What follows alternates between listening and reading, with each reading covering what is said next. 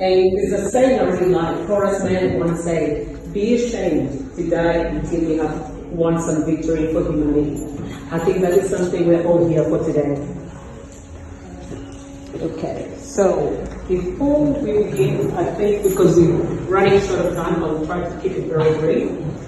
So before we dive into today's powerful conversation, let's just take a moment to truly arrive. Not just with our bodies, but with our hearts. Because this room is more than a venue, it is a sanctuary for truth. A space where courage brings louder than silence, and where change is not discussed, it's embodied. To our honored guests, your presence is a declaration that awareness is not a trend, but a responsibility. To our speakers, you carry the wisdom not only from study, but from standing tall in the fire of real life. Your words are not just transformative. Your words are not just informative, they're also transformative. To the facilitators and organizers, you are the architects of this experience. Your dedication, your unseen hours, your steady hands, you've built a space that allows us to impact on this land and truth to rise. To the men and women in this room, you're not defined by labels. You are allies, leaders, builders of new generational legacies. And your role in this conversation matters today. We are all here not to dwell in pain, but to ignite purpose, to elevate what's possible, and to honor the strength it takes to rise, speak, and create something better. So today, listen with your heart, speak with clarity, and remember you belong here. You're not a bystander in this movement. You're a living, breathing part of the solution. Welcome to a gathering that doesn't just raise awareness, it raises standards. Let's give ourselves a round of applause. But before I invite our first speaker of the day, I would like to invite you all to stand up and make this promise to yourself. Please stand up.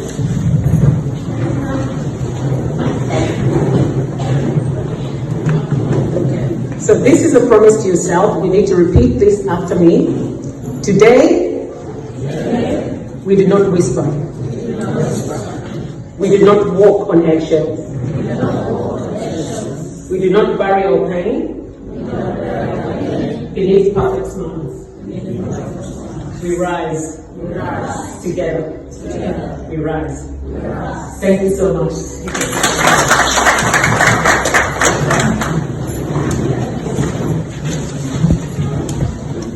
Okay, now I'm a great honor to introduce to you. Each day, 80% of the people or speakers have lived experience. Many of you are in that conference, and then that conference has given us confidence.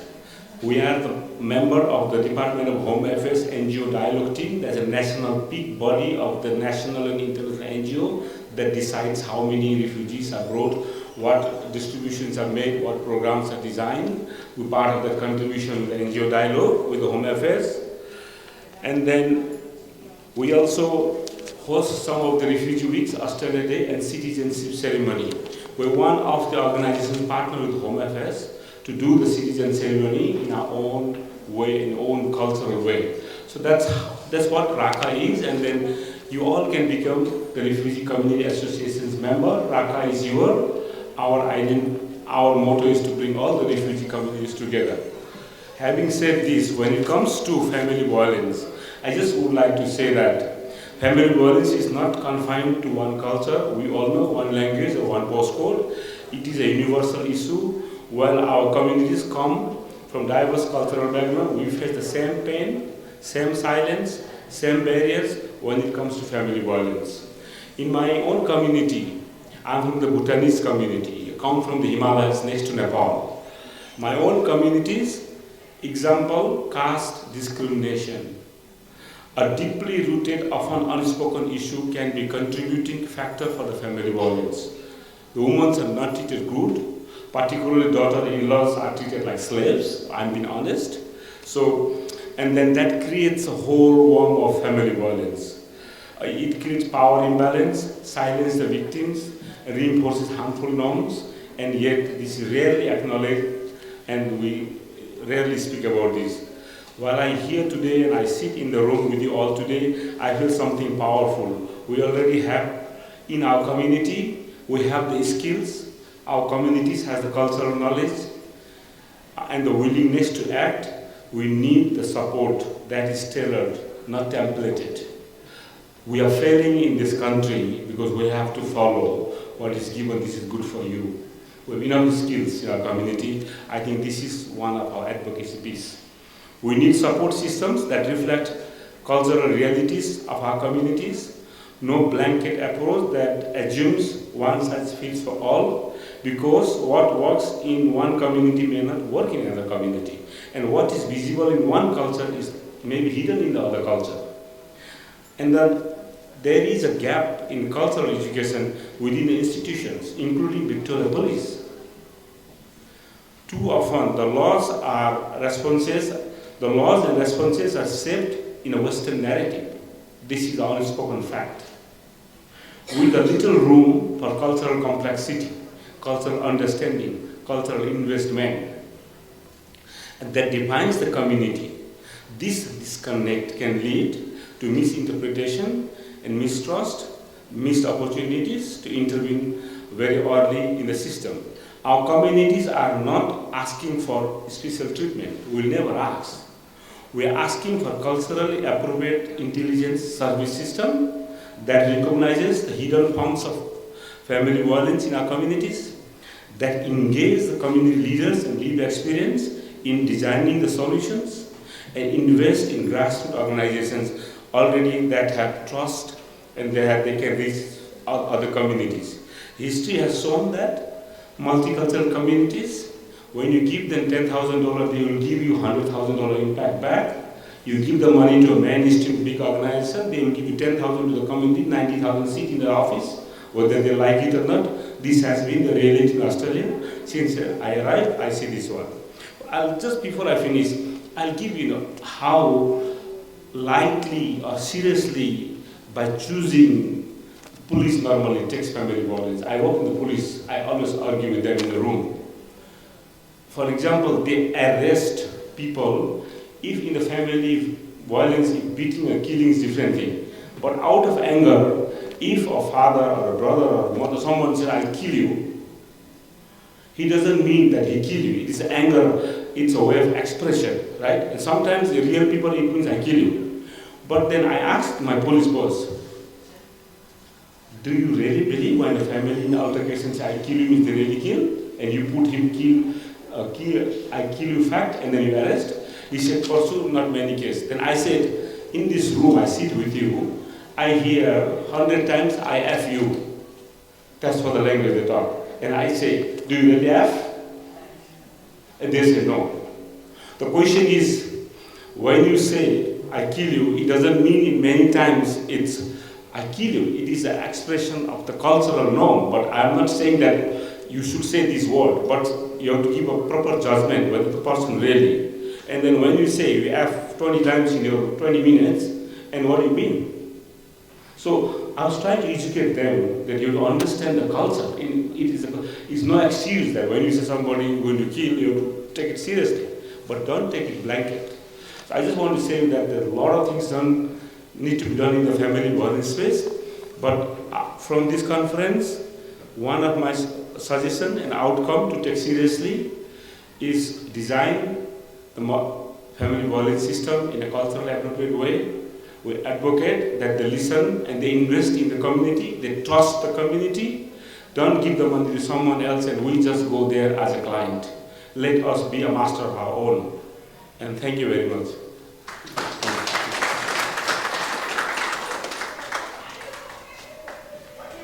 Thank you, Pastor, for that. Now, our next guest is South Sudanese Community Association of Victoria chairperson. He will be talking about the formation and activities of South Sudanese community. Welcome, Mr. Andrew O'Hyde.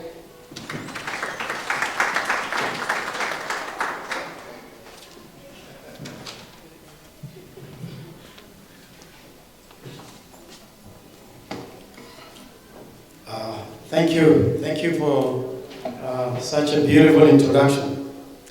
Yes, I know my name is sometimes confusing. Some call it Ohio, some call Ohio, some call it Ohio State. It's a bit confusing, but it's simple Ohio, like high. Just put O in the beginning. Yes, I just want to also register my acknowledgement to traditional owners of the land where we are celebrating today, the Aboriginal people, and pay my respect to both their elders, past and present. Yes, as you heard, I'm going to talk about the formation of South Sudanese community and some activities. I've got only a few minutes. I'm not going to go through all of it because we're bound by time and we need to learn how to respect time given to the speaker. South Sudanese community was formed in 1989 and was continuous active until 2000 and stopped. There were some issues which is not appropriate for us to discuss it here. Anyway, last year in March 2024, a group of community organizations and sub-communities within South Sudanese community, with the support of CMY, who is always behind the success of South Sudanese community, and also the support from the Department of Justice, with our brother Santino, who is here, and our brother Kenyatta. I saw him coming from there, but he's somewhere. Kenyatta is there. Thank you guys for being always there for our community. So the community was formed as an interim body, and I was elected as an interim chairperson, and the term of my office was 1 year and 6 months. So by September this year, we will be calling for election so we can elect a new body in our community to run the affairs of our community. The community has gone through a lot. Those things now have resolved. We had a lot of differences, but with the support of, as I said to you, many organizations, we were able to overcome those differences. And now we are one united and a strong community. And that is a good, positive thing that we have these days as a community, and we need to appreciate our own effort. And to our brother Mabor, thank you for your invitation, and also the Mothers Coalition. You guys have always stand with us with many programs, and I always promise you that on our capacity as a community, we will join you wherever you want our help and our support. And activities that we're running, we didn't have enough activities much within the community. But what we are doing is we start mobilizing the community back together. Because South Sudanese, we had almost 100 community groups. The CMY may attest to this. Those groups are all operate separately. But we didn't have a body like before that unite us. But now, we are now united, as I'm speaking to you all. South Sudanese community is one. And if anybody is preaching out there a different language, listen from me. And this did not come from nowhere. It comes from a support that some organization we have here that we need to acknowledge, as I said it before. And if I can sound well, Santino and Kenyatta, your work, if no one recognized, but believe me, there will be a time they will know who you are, what have you done. This is a very great job. Elizabeth and Adu, and many CMY members, and some religious organizations also, who stood behind South Sudanese community. Recently, we had a deal with the Catholic lawyers. We know Catholic Church is a kind of a big organization. We had a deal with the Catholic lawyers, and they are willing to support us in any capacity when we need legal representation. but there are some procedures that we have to follow because we know we cannot afford a lawyer. Now, how much a fee of a lawyer is too expensive to many of us. We're still struggling to put food in the table. So therefore, if you have any issue, legal issues that you see you're not able to afford, please come through me or go through CMY. They may be able to help us because they are more closer to you and they are more accessible. Or through Mothers Coalition, they are always there with us. And also activities of going to the prison. We're also visiting our children in prisons. And now we created a new project which aims to tackle the issue of our children. As I'm telling you now, we were elected in March last year. Until today, we lost 19 young boys and girls.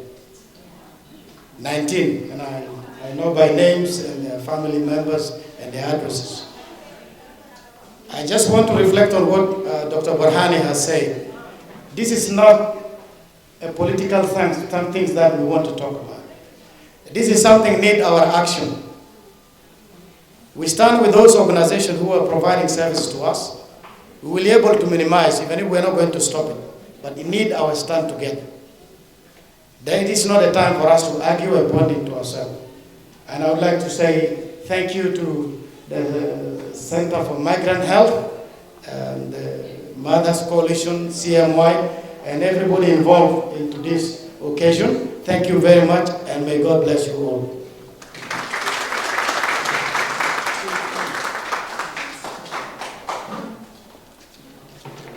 Thank you, Andrew, for that inspiring message there. So I think now it's time for entertainment. We're getting the South Sudanese entertainment group coming through.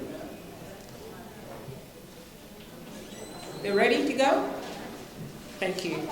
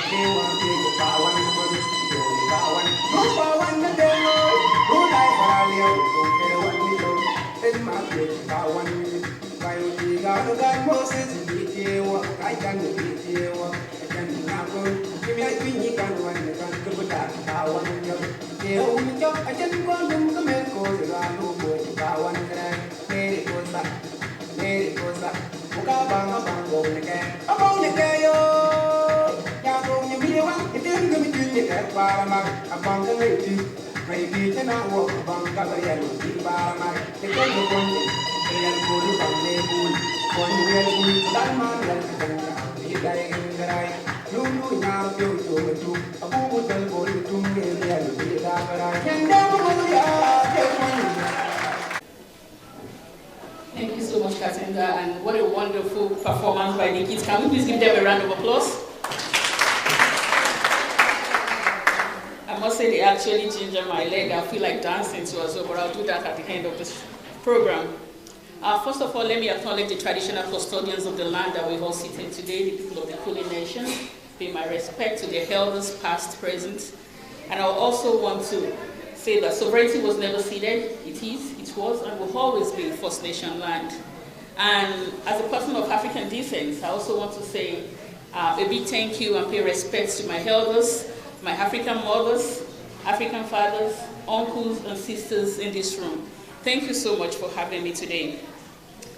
And I also want to acknowledge some of the dignitaries in this house. I'm so sorry if I kind of miss your name, but I'll try my best possible to make sure that I mention everybody's name. First of all, I would like to say congratulations to CMRH Mabo, the South Sudanese Women Coalition, Monica Majek, CMY, and all the organizers for putting this event together. I think this is a fantastic opportunity to talk together about, these social issues and safety issues.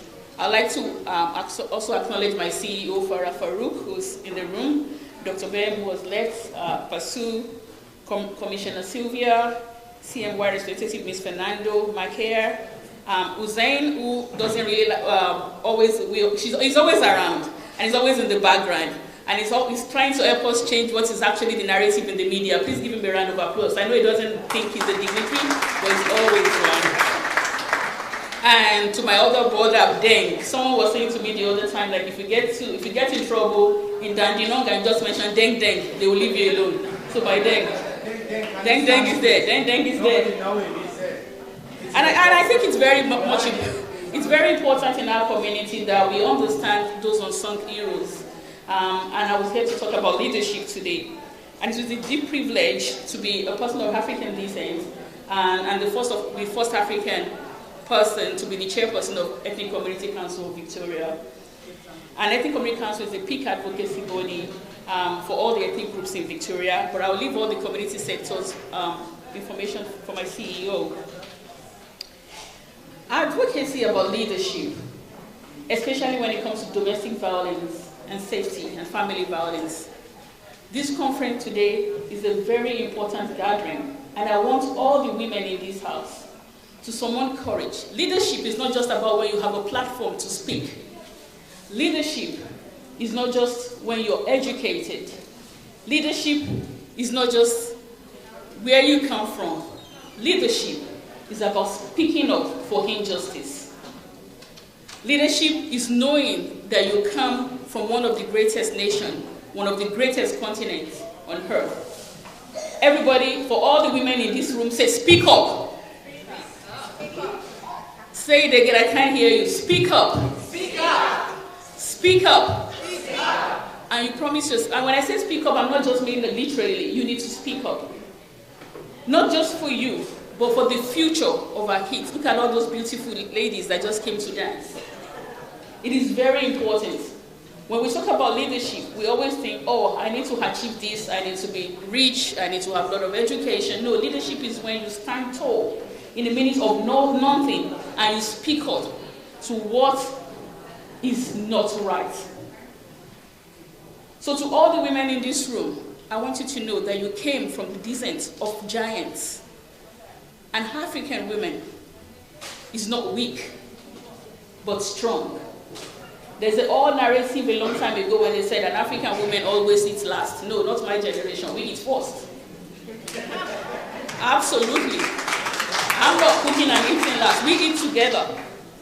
And I want you in this room to understand that when we have conference like this, I will please advocate that we get all our youth, both men and female, in this room together. Because majority of the time when we talk about domestic violence, I always see lots of women in the room. I know it's about us, but it's about all of us. It's about all gender together. We must build capacity together. Family and domestic violence for every woman from any multicultural community, it's not about gossip. It's about coming together for strength to fight what is not right. We are not built to be punch bags. We are a house of wisdom. And for every woman in this room, your strength and your resilience is not alone. You will need each other, and that is leadership. Leadership that understands the strength that we have together, address the weaknesses that we have together, and we work together so that we can rise for the future. For every man in this room, your wife, your brothers, your sisters, your niece are important to your growth.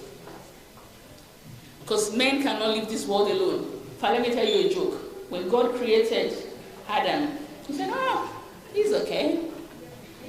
But he's not satisfied. But then when he created women, he said, yeah, this is perfect. Yeah. So when people ask you and said, God created man to be perfect and women to be perfect, but I must say as a woman, I've shown the sentiment, we're more perfect. So we're not objects for badging. So when it comes to leadership, leadership is not just about age. I know sometimes in African norms we come with, all age has wisdom. But here, as we've learned, the age of Nebuchadnezzar has nothing to do with the wisdom of Solomon. Wisdom, leadership It's not about age. We must start to cultivate that within our kids, not just our girls, but our boys. As someone has actually spoken earlier on about the representation of African youths in the prison and justice system, it doesn't just happen out of a vacuum. It's all about the unity, the basic unity of family. But as I heard today, I want us to understand that together we will rise. Not just as women, but as women, men, and everybody of different colors. Everybody said, we will rise. And together we must rise together to address this issue. And as I close today, I want to say a very big thank you to all the organizers of this event. I know this is just the beginning. There will be more and more places to talk for cultural norms. Sometimes we think, it's okay, we're African people, your husband can talk to you anyhow. No, men will always be men. Men will always be men, but women will always be women too. We talk, we nag, we get angry, but we all need patience to work together. Thank you, everyone. Thank you, Abiola. Our next guest is Ms. Farah Farouk. She's the CEO of ECCV, and she's going to be giving us a welcome. Ms. Farah to the stage. Thank you, everyone, and thank you for the shout out, Abiola. Ethnic Communities Council of Victoria is the umbrella body for multicultural community organisations, and for the first time in its history, there are 2 women of colour leading it. Our chair, Abiola, and myself as CEO, and I think that's a real win for women's leadership. But leadership, of course, is nothing with individuals.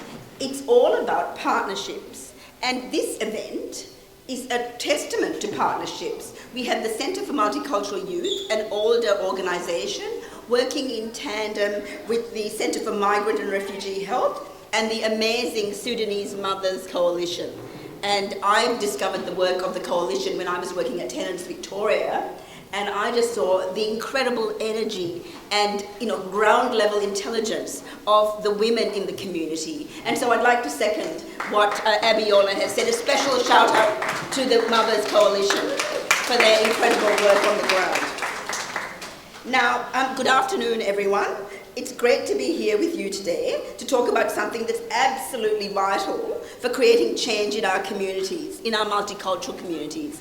These partnerships that I'm talking about, there is so much energy, knowledge, and activism in our communities, in our suburbs, and we need to tap more into that. And that's not about individuals. That's about people coming together in partnerships.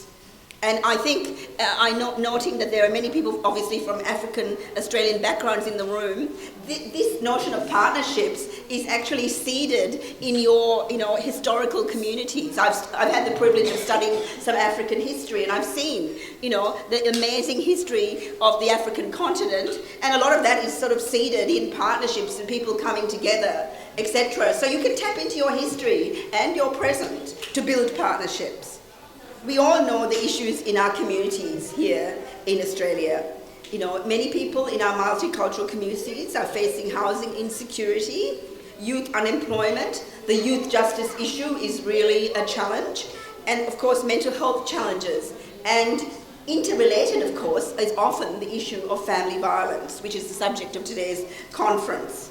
And the solutions, quite frankly, as we've heard today, they don't always come from the government departments. They come from you, in your communities, coming together and advocating. And I want to say today, and I know our chair will agree, that the Ethnic Communities Council of Victoria wants to stand with you and work with you more. Because I know some of you in the room have felt that in the past, I want to acknowledge this, that the Ethnic Communities Council of Victoria wasn't always there for you, but we are now. We have a leadership that wants to help. Mabo is one of the most persistent people I've ever met.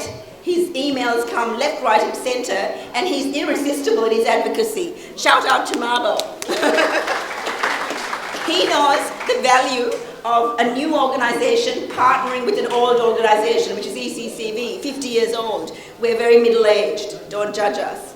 So, what do we mean by sector partnerships? These are collaborations that bring together older organisations, new organisations, women's organisations, people from the community to bring together, but also involving local councils, governments, yes, education providers. The power of philanthropy is strong, tap into it.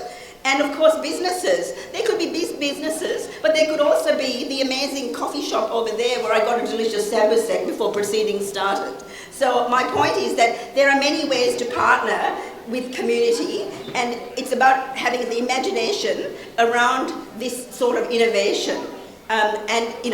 Do tap into the older organisations. I think people in this room know that you've done that with the Centre for CMY, and that's valuable, but there are other organisations you can tap into, and I encourage you to do that. And it's just not about signing your name on a joint funding application or signing an MOU, and posing for a selfie. We all love a selfie, but it's not just about that. True partnerships take time, they take honest communications, and they require us to think out of the box sometimes, not just about what we do together, but how we do it, how we work. So that means going into the community, talking to those smart ladies over there in that table, finding out what's going on in those communities and tapping into their wisdom, because they've got enormous wisdom. And I want to pay a testament to these amazing women and the challenges they've faced, we know, with the youth justice statistics and such. So, and sometimes there'll be arguments. That's normal, but part of building strong partnerships is acknowledging that and working together through the tensions. Unlike traditional models that operate in silos, partnerships foster that shared sense of achievement. And, this conference is a building block for that kind of thing. So let me give you a quick example from ECCV and what we've done in partnerships. We don't have a big footprint in the family violence space, but we do a lot of support around mental health, etc. But we recently partnered with VCOS, the Victorian Council of Social Service, which is another organisation everyone in this room should tap into, and the Migrant Resource Centre Northwest, to co-design a resource aimed at improving self-advocacy for people from migrant and refugee backgrounds who are living with disability, and helps them also to support issues around NDIS. And that's been really amazing. In fact, one of our partners has become better than us, and I'm happy about that, because an organisation like ECCV is about building other organisations. So look, I think I've come up to my requisite 5 minutes for my keynote, but I just wanted to give a shout out to everyone. Please consider ECCV your resource, something that you can tap into. I want to invite people to join us, because we want to do more with new and emerging communities.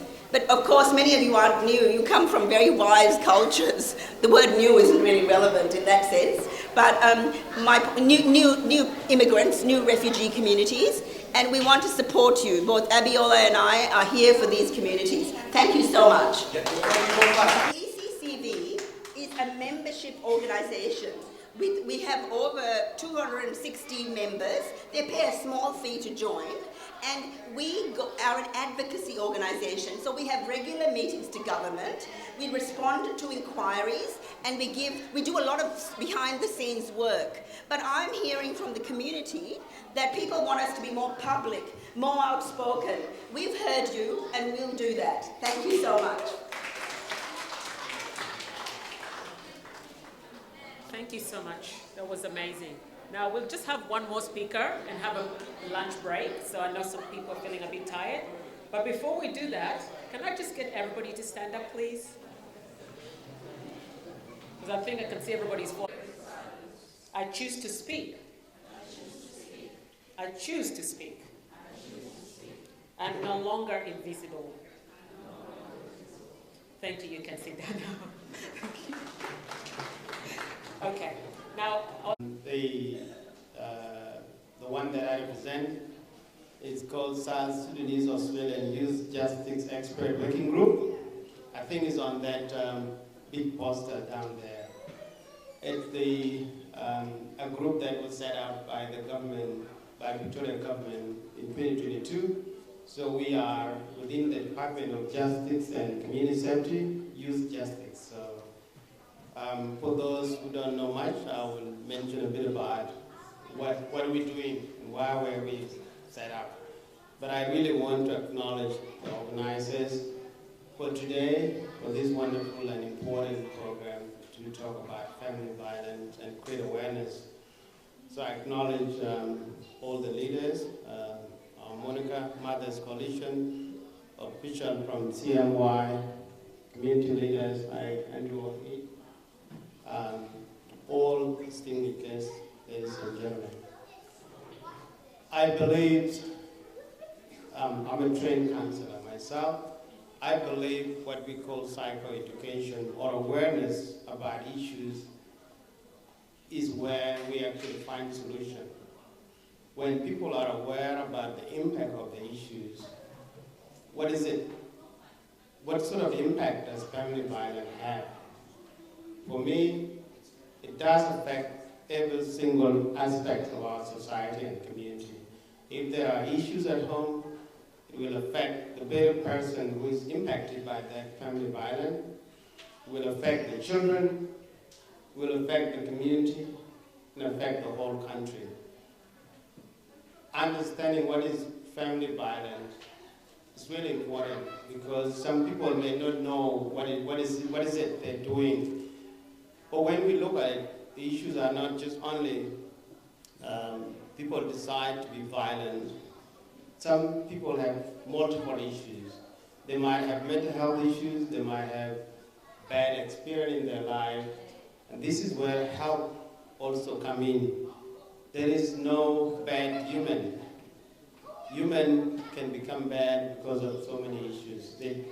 Either because of what they've been exposed to in their life and continues to be, or they didn't have the opportunity to see the other side or positive part of life. So what you do is to help them, educate them. I always say when you are aware of the issues, it's actually half of the solution to the problem itself. I'm sure family violence is quite invisible sometimes because people don't talk about it a lot, but people are not aware either. And because when people are not well, whatever is going on in their life, their behaviors, the impact, whatever they do, the impact on other people and children around can be quite grave for them. They don't really understand that what they are doing or their behaviors is impacting on other people. So awareness becomes very important, and making the message quite simple and understandable, and also encourage people to seek help is really important so that we can overcome those issues. I mentioned earlier about the expert working group within the Department of Justice and Community Safety. The issues that we are talking about are interconnected with all the issues. Andrew mentioned earlier here about the issues to do with our young people, especially in youth justice. The number of young South Sudanese and then African by large is so much, it goes over 30-something%, and when you look at the population side, we are only 0.something% of the Victorian population. So when you look at that number, we are way, way overrepresented in that system. So the Victoria government in 2022 decided to establish the expert working group, and I was appointed as the chair of the expert working group. We've been operating since September 2022. Until then, we were due to submit our report back to the cabinet by the 30th of June this year. But there will be possibility that our minister is extending the expert working group for a bit so that we can get in other components of what we are recommending, but also to be able to bring the recommendation back, what we are recommending back to the community, and test it with them and see if these are some of the recommendations that you believe will help.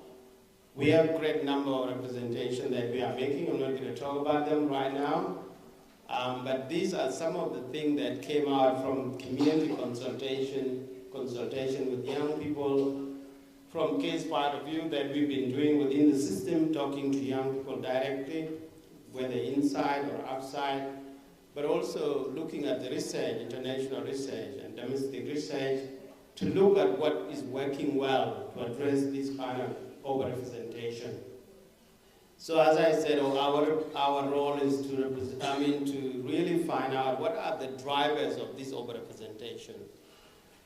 And after we establish that, we have to make recommendations so that the government, when we submit this, the government will come out publicly and mention to you, to the South Sudanese and African and others who are, we believe that will help others as well, really what they're going to do to address the issues that are facing this group, and that there will be implementation of that, of what has been recommended. Again,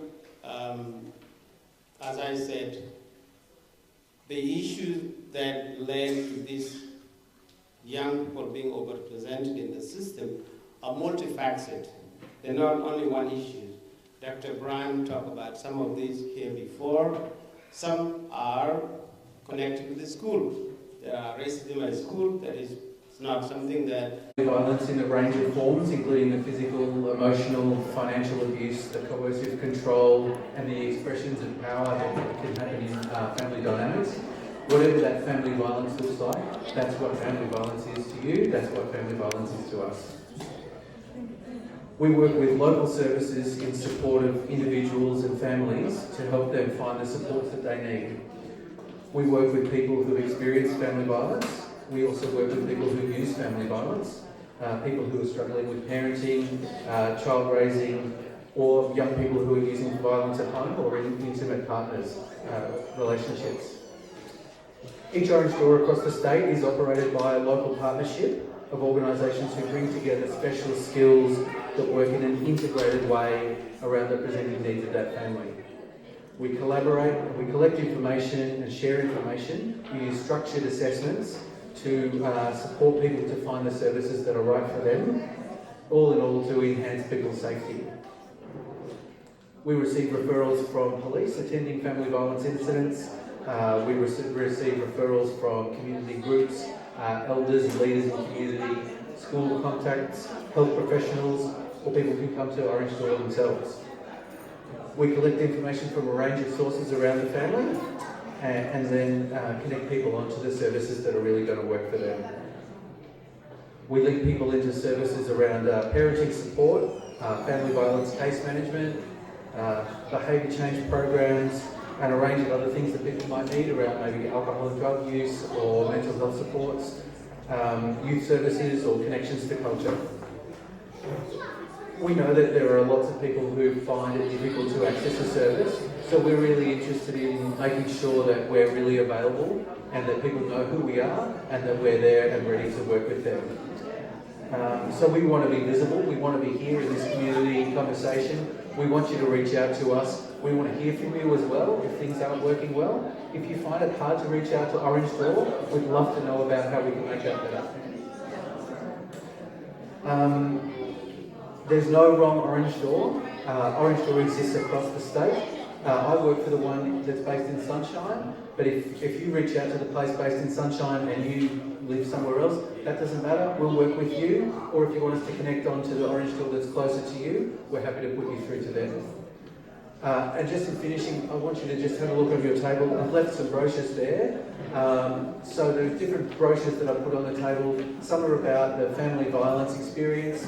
Some are about parenting support needs. Some are about men who might be using family violence in relationships. Please take those, have a look at them, share them in your community groups. Our contact details are there. If you'd like translations of those, I've got some here with me today in Amharic, Arabic, Dinka, Somali, and also if you'd like something other than what I've got today, then I can reach out and make sure you get what you need. Thank you so much.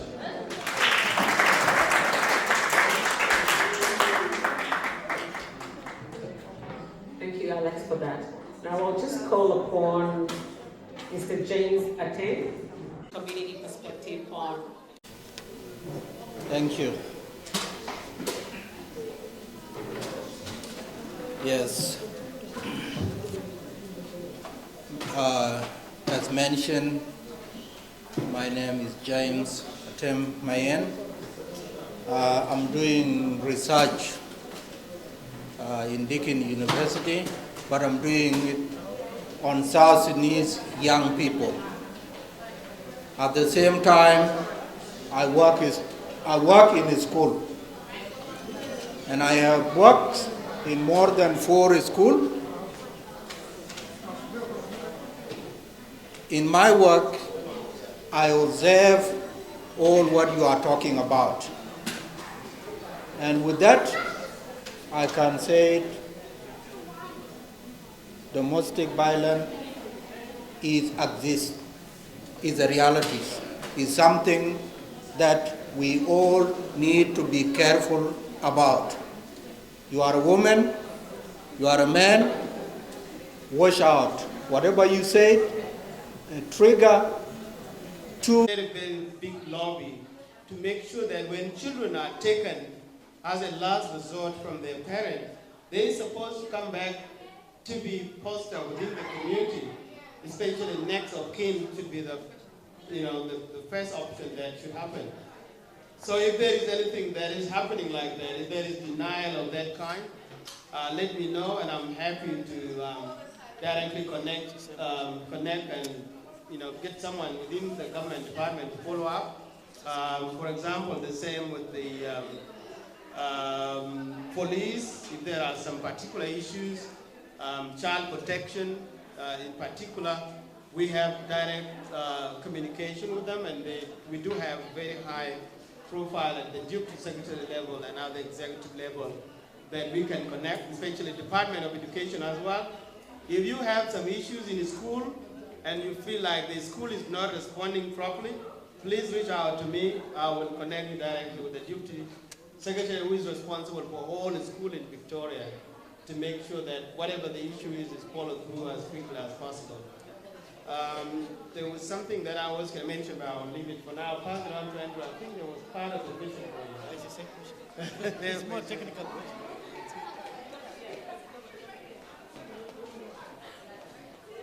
We've got one more question. If you still have a question, please let me know. We've got one more question, otherwise thank you very much, the panelists. I think I did not want to talk, but I have my speaker talking this.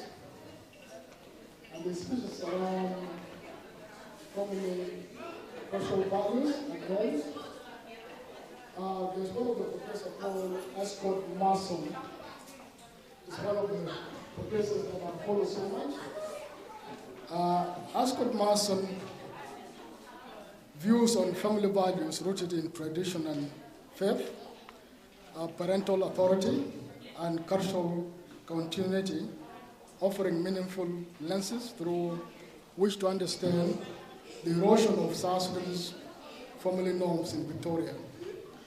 So with the system that we have here, it doesn't encourage actually family values.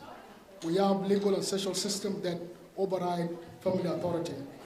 So what do we do to advocate for to restore our own values? And that question goes to Dr. Santino. Another question is about creating circular environment that de-emphasize faith and traditional gender role. So we have a lot of campaign in regard to feminist traditions, which is more or less adapted from Western world. So in which way do we need to inform our women in the community to understand what it is that is behind the so-called feminism in this society, of Western society? There are also been young people and elders disconnection within the community, and that actually is blamed on cultural displacement. How do we source these cultural values to our families? Thank you. Sorry, I missed the last part. How do we restore family values, cultural values? because there's that displacement. Yeah. I think, Mobile question is very, very important. There is no way that we can always talk of wanting to maintain our cultural values when we don't know how to do that. You cannot do it in your own house with your children. You cannot do it as a one go. There are so many multiple ways that you can do it. Part of doing it, because let's face it, we go to school, we sit down in classes with a big number of other people, whether young people or those who are going to university. We have a class of people. You go and learn together. The reason why we learn together is so that the learning can be more effective. Because otherwise, if it was just that simple, we would get all the books, all the articles that are needed, sit in your house, study them all, and get your degrees or your certificate. But it doesn't work like that. You have to get up every morning, if you are a school goer, to attend class every single day for many years. The reason why I made that point is, for us to be able to maintain our culture, we have to do a lot of things. One of them is like this. You have to have a space where you can bring your community members, children, young people, adults, share their culture, whether through the dance that we have here before, through food, through sharing stories, through sharing many other things. Young people need to be inspired. They need to know about their roots. You, as parents, you can try your best in your own house, but we also need to come to a space where we are together like this, because when we talk of self-esteem, our children will not have self-esteem unless they are proud of who they are. And sometimes what is being projected in the media about Africa, for example, or about people of color, is not pretty, all negative. And sometimes there are some children who actually want to differentiate, who want to distance themselves from the background. That is why parents, all of us, need to teach our children what is good about our culture. I used to share this story before. I used to work in a school back in New Zealand, where this young Ethiopian went to New Zealand, doesn't know much about cultural background, and when she was told, go back to where you come from, she just cried, or sometimes fight because she believed that she was from there. But other people see, because of their skin color, that she must have come from somewhere. So what I did was to really help her about Ethiopia, teach her about Ethiopia, where human beings might have originated from there, from Africa, and particularly Ethiopia. And when she started sharing that, she actually gained respect from those bullies. When they tell her, go back to where you come from, she said, yes, I came from Ethiopia. Your answer. Many of us as young people have grown up witnessing intergenerational violence, struggling between cultural silence and personal survival. I did that growing up in my home. But also advocate for the services or whatever that has been recommended to be able to address these issues. So, domestic or family violence definitely connected with what might be going on for our young people, especially when we have a good number of young people going through a lot rough life, challenges in their life. What do you expect of them in the future? They will end up having a lot of issues to themselves, their partners, family members, to the society. So when we look at the issues of youth or any other issues, we have to look at the cost-benefit analysis. We have to look at what are the impact it has in the larger community, because those who are going through a lot in their life and they are citizens of this country, if they don't do well, they're going to be a burden to this society. So it needs that collective effort from all of us to be able to address all these issues that are impacting on our community.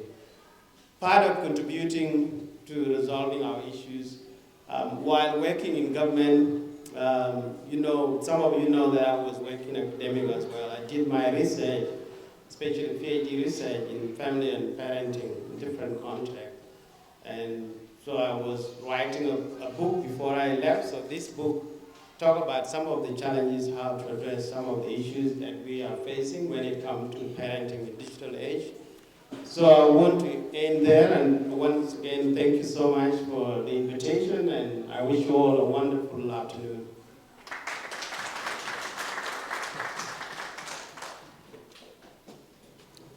Thank you, Dr. Santino. So before we go for lunch, we've got one more person that wants to leave, and I think he needs to come and speak. Mabo, thank you so much for inviting me to come and speak here about domestic violence and the law.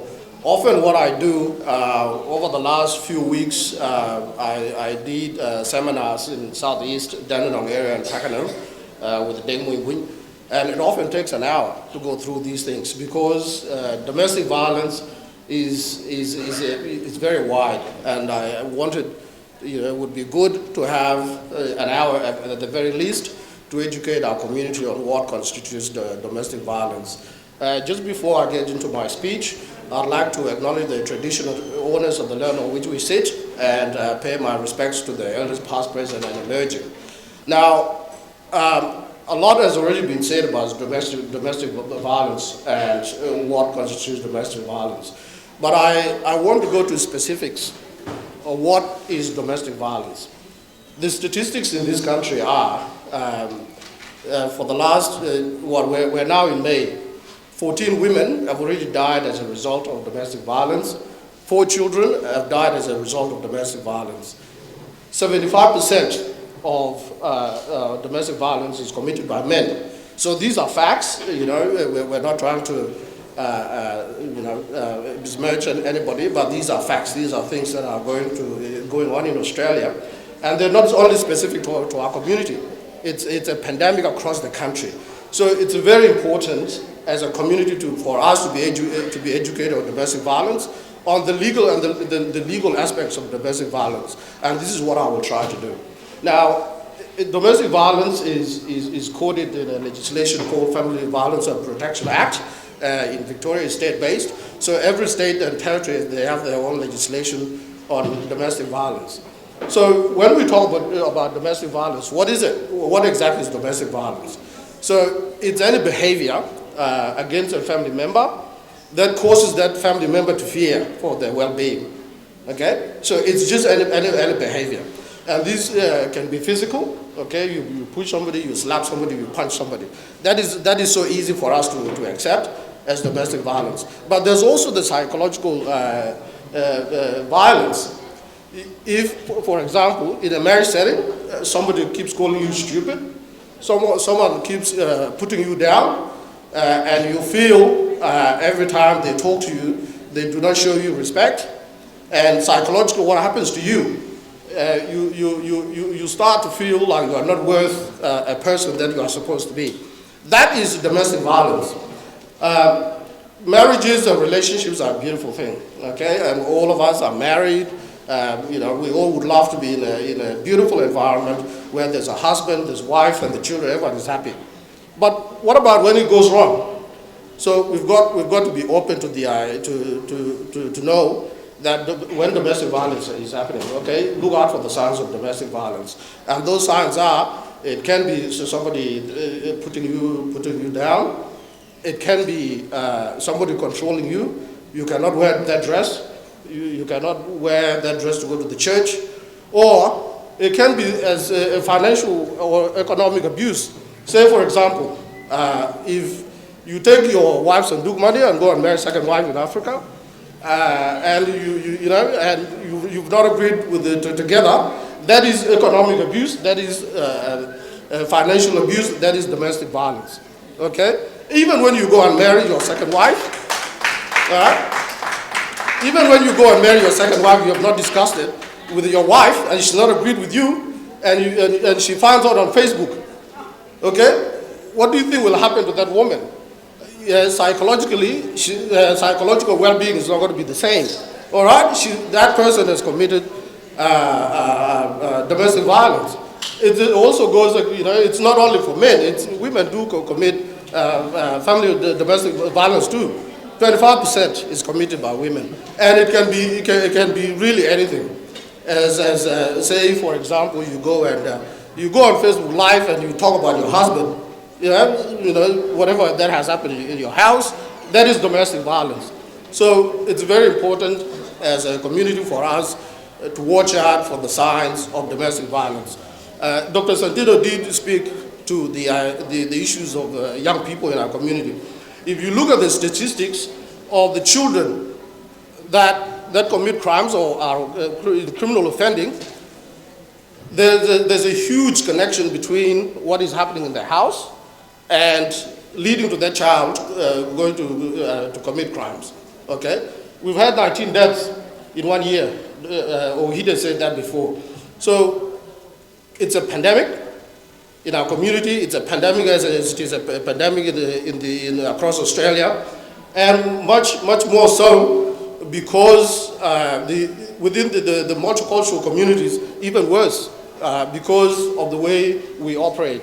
Okay, so I think it's very important when things go wrong. Okay, because we're all human beings, we know things do go wrong. Watch out for the signs of domestic violence. We can only be better people, and I'm not perfect. You're not perfect. All of us are not perfect. But very importantly, we are better off when everyone is okay. Okay, you don't have to be in an environment where you are not okay. It's very important for you as a mother. It's very important for you as a father. Don't be in that environment. So when domestic violence, or there are signs of domestic violence, what happens? What do? Often people say we need to talk it out. I think it's very prevalent in our community. Okay, that's okay. But you need to be conscious of the fact that if somebody is not stopping, if you talk to that person and that person is not stopping, take the next step. Okay, my job as a lawyer is to advise you on the law, but not to tell you what to do or what not to do, but advise you this is what happens and this is what I'm saying. I sit on the family law, family violence panels of the Legal Aid Commission. I represent a lot of clients that experience domestic violence. So it's very important. Watch out for the signs. And if there's you are seeing a sign of domestic violence, you bring it to that person's attention. Take the next step. What do you do next? See a lawyer. Okay.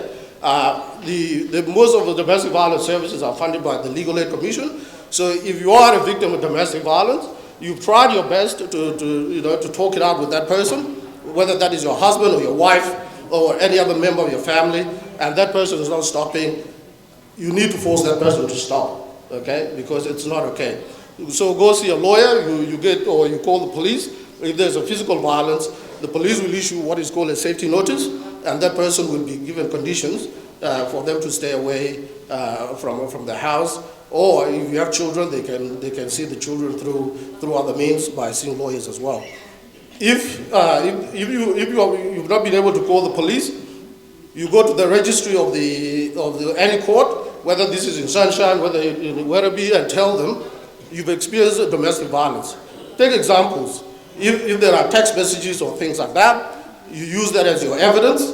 They will ask you, do you have evidence of it has happened?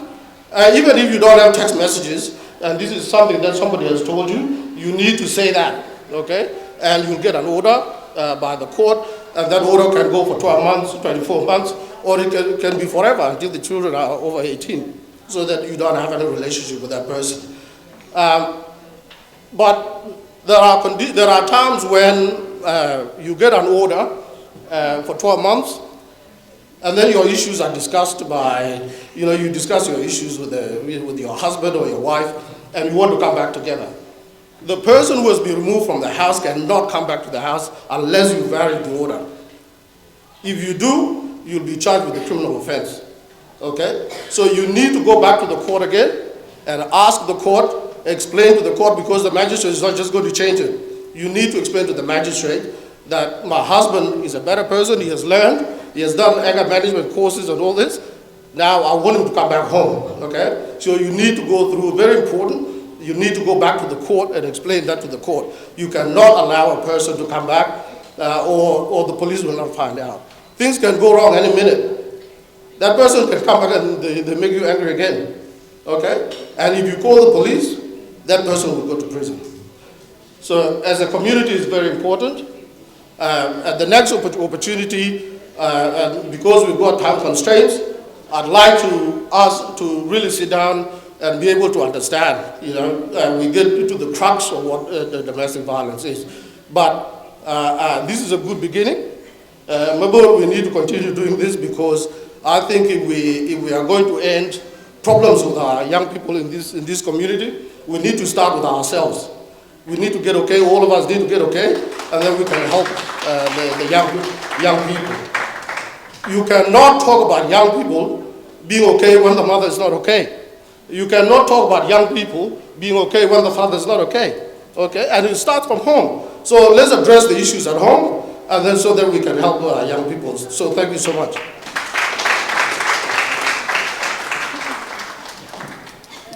That was very powerful conversation. So I think everybody should pay attention to that and get these details and pass it on to your friends if you think somebody might need help.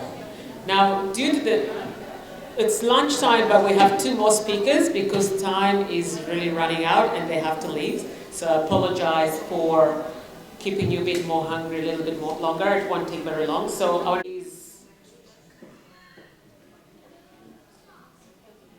Alex, Service System Navigator, and he'll be talking about Orange Door.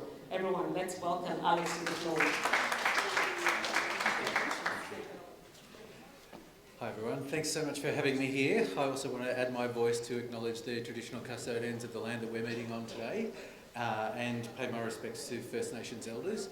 I also want to extend that acknowledgement and that respect to leaders, elders and organisations of community here at this event. Thanks so much for having us here. So the Orange Door has a reasonably short history. We were born from the Royal Commission into Family Violence in 2016. The chef or the person in the catering, the food is amazing. Now, as I was saying, one of the best things that we can do as a people is to create generational wealth. And how do you do that? You can never, ever, ever work to get rich. We work just to survive, to exist. But the minute you buy a property, and any property owners here will tell you, if you buy a property for $500,000 10 years ago, it would be worth $1 million today. So you've actually made $500,000 in capital growth. It's impossible to save that sort of money.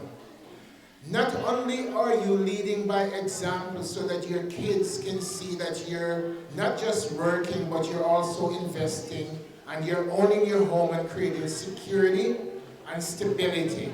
When they grow up, they're going to follow the very same example. Now, Property First Investment has been around for a long time, and I've been in the industry for a very long time, but that's not even important. Property First Investment has got a wealth of knowledge and a whole heap of resources with the bankers, accountants, financial advisors that can assist you if you're looking to buy your first home. If you want to live in a location that you can't afford to buy, invest in property because it's one of the guaranteed ways to build security and stability for you and your family. Now, if you've got bad credit, and there was a time when my credit was a disaster, because when I came to this country, I had no idea, no concept of how to look after my credit file and my credit rating. However, if you go to ANZ or the major lenders that turn you back because you've got issues with your credit file, come to us. We can assist you. In most cases, even if you've got bad credit defaults, come to us. We'll look and do an assessment to see how we can be of service to you. Now, I've got 5 minutes, and I think I've exceeded that 5 minutes. However, we will be handing out these bags, and they've got a whole heap of information in there. So you are welcome to give us a call reach out to myself, my team, Maktab within the community, Janita, and we've been helping a lot of families. We've been helping a lot of families in the community get into their first home. And it's a lot easier than you think. So give us a call, reach out to us, and we'll be able to assist you. And once again, I just want to give a big shout out to all the organizers. This is just amazing. And I want to be here next time. Whenever there's another one, I hope that I'll be privileged to be invited as well. And as a company, whatever I can do to support, whatever initiatives, whatever I can do to be part of the community and to support whether it be the young people's group or the young, athletes or whatever, just reach out to us because we're here as a company. Thank you very much. Many of us as young people have grown up witnessing intergenerational violence, struggling between cultural silence and personal survival. I did that growing up in my home. And it's always nice to have a mama talk to us. You're not speaking? You're gonna leave? Okay, no worries. Then I'll call Dean, our mother as well. Can she come to the front and give us a word? Everyone, please, let's welcome Dean to the floor.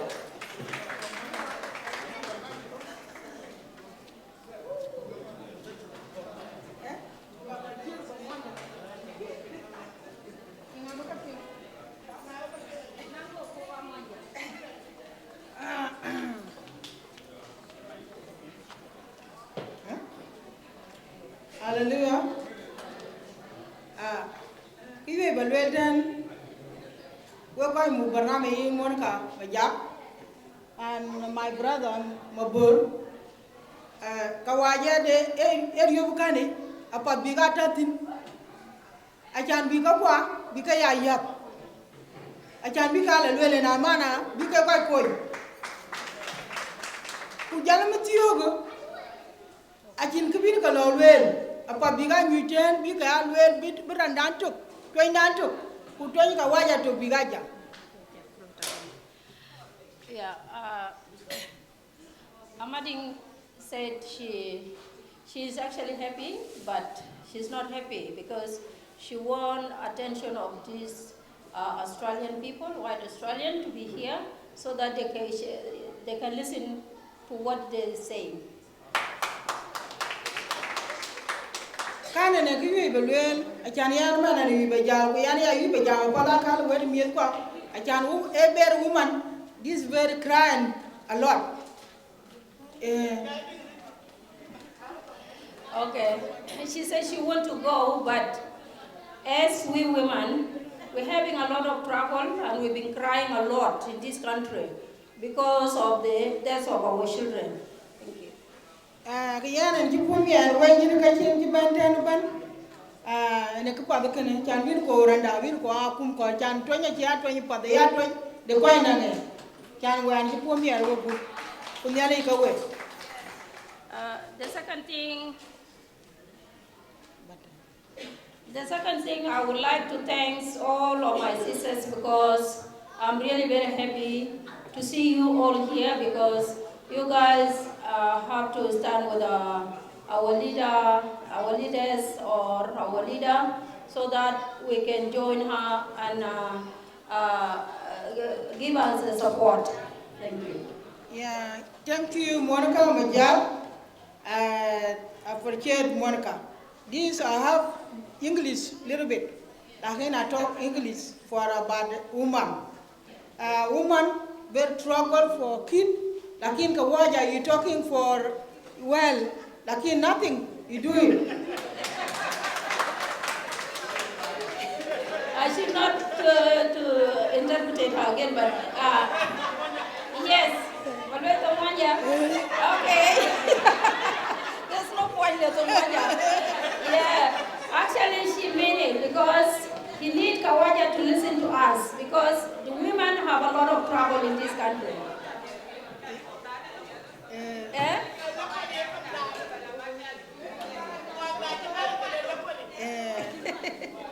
Yeah, so we actually need support for the government, for all these things, trouble for the women and whatever the mothers going through. Government knows that, and he is supposed to pay attention for the mothers. Thank you. Like in next time, they listen for the people they talking. There's 2 people, well, 3 people, enough for women. Yeah, what I'm mean is like, when these Australian people are here, let us give chance to our mothers also, to one of white Australian to talk and one of South Sudanese women to talk, or any African women who are here to talk, to speak to white people, and then they can understand what we're saying. Yeah, thank you very much.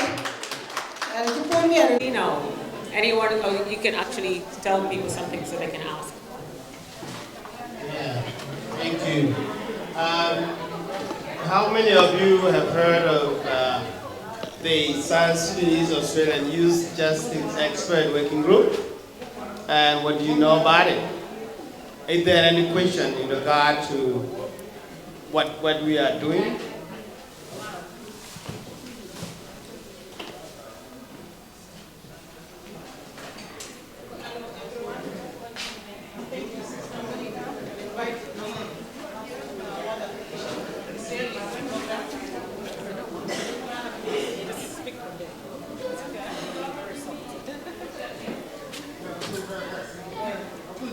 I got a question.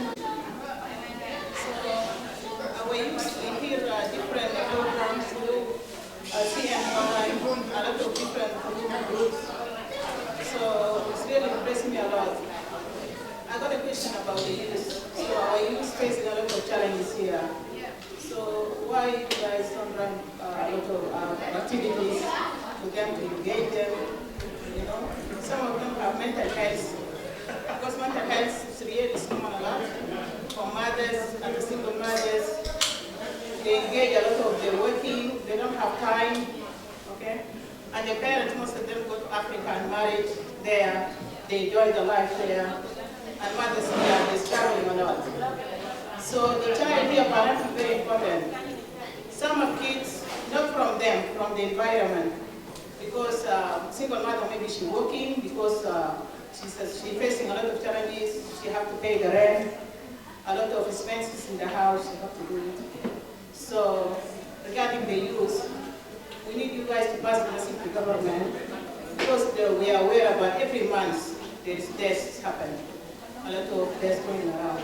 So we really need more activities with them, engage them, counseling them. So they got different organizations, but they're not enough. So I'm willing, if you guys provide this message, to run more activities to use, talk to them, engage them. They can work even. Most of them are very smart, but they got drugs, they're using a lot of different things. So this is my question. Thank you. Thank you for the question. Thank you for the question. So, everyone, my name is Rebecca Aro. I'm a mother. I'm a single mother with 7 kids, with 5 teenagers. I forgot one thing before I should talk about it, because that's what I'm facing also at home, about the job, because the teenagers are struggling also about the job. They can't find job easily, and they have a lot of dreams to get a job and get a better life also, but sometimes there is no help for them. They're ending at home, staying in the room. We don't know their problem. They don't talk to us, but we ask them, but they get angry easily. But we have to talk to them and ask them. We need help also to let some people come and talk, to engage them in different activities, like to help them at least to become a volunteer, to learn how to find a job at least. But sometimes they don't get all this. They go job not work all the time, but no one helps them. And they cut their money also, because without money in this country is really hard, and parents cannot afford all this. They need to work and get their own money, their own places to live happy, and also to get life easy like for us too, because we are struggling. Even they're still teenagers, they need parents beside them. They need parents also to give them advice, because sometimes they don't think properly. If the things come together, their mind been shut down also. So that's what I'm trying to say also, and pass it. If there is some help for them also, it will be good. Thank you. Very, very big lobby to make sure that when children are taken as a last resort from their parents, they are supposed to come back to be fostered within the community, especially next of kin should be the first option that should happen. So if there is anything that is happening like that, if there is denial of that kind, let me know, and I'm happy to directly connect and get someone within the government department to follow up. For example, the same with the police, if there are some particular issues, child protection in particular, we have direct communication with them, and we do have very high profile at the deputy secretary level and at the executive level that we can connect, especially Department of Education as well. If you have some issues in the school and you feel like the school is not responding properly, please reach out to me. I will connect you directly with the deputy secretary who is responsible for all the school in Victoria to make sure that whatever the issue is followed through as quickly as possible. There was something that I was going to mention, but I'll leave it for now. I'll pass it on to Andrew. I think there was part of the mission for you. It's the same question. It's more technical question.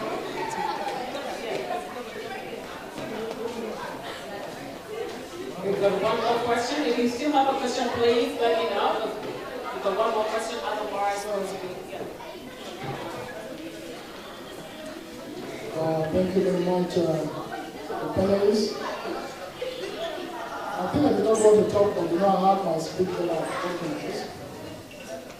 And the speech is around family cultural values and goals. There's one of the professors called Ascot Mason. It's one of the professors that I follow so much. Ascot Mason views on family values rooted in tradition and faith, parental authority, and cultural continuity, offering meaningful lenses through which to understand the erosion of South Sudanese family norms in Victoria. So with the system that we have here, it doesn't encourage actually family values. We have legal and social system that override family authority. So what do we do to advocate for to restore our own values? And that question goes to Dr. Santino. Another question is about creating circular environment that de-emphasize faith and traditional gender role. So we have a lot of campaign in regard to feminist traditions, which is more or less adapted from Western world. So in which way do we need to inform our women in the community to understand what it is that is behind the so-called feminism in this society, of Western society? There are also been young people and elders disconnection within the community, and that actually is blamed on cultural displacement. How do we source these cultural values to our families? Thank you. Sorry, I missed the last part. How do we restore family values, cultural values? Because there's that displacement. I think the global question is very, very important. There is no way that we can always talk of wanting to maintain our cultural values when we don't know how to do that. You cannot do it in your own house with your children. You cannot do it as a one go. There are so many multiple ways that you can do it. Part of doing it, because let's face it, we go to school, we sit down in classes with a big number of other people, whether young people or those who are going to university. We have a class of people. You go and learn together. The reason why we learn together is so that the learning can be more effective. Because otherwise, if it was just that simple, we would get all the books, all the articles that are needed, sit in your house, study them all, and get your degrees or your certificate. But it doesn't work like that. You have to get up every morning, if you are a school goer, to attend class every single day for many years. The reason why I made that point is, for us to be able to maintain our culture, we have to do a lot of things. One of them is like this. You have to have a space where you can bring your community members, children, young people, adults, share their culture, whether through the dance that we have here before, through food, through sharing stories, through sharing many other things. Young people need to be inspired. They need to know about their roots. You, as parents, you can try your best in your own house. But we also need to come to a space where we are together like this. Because when we talk of self-esteem, our children will not have self-esteem unless they are proud of who they are. And sometimes what is being projected in the media about Africa, for example, or about people of color, is not pretty, all negative. And sometimes there are some children who actually want to differentiate, who want to distance themselves from the background. That is why parents, all of us, need to teach our children what is good about our culture. I used to share this story before. I used to work in a school back in New Zealand, where this young Ethiopian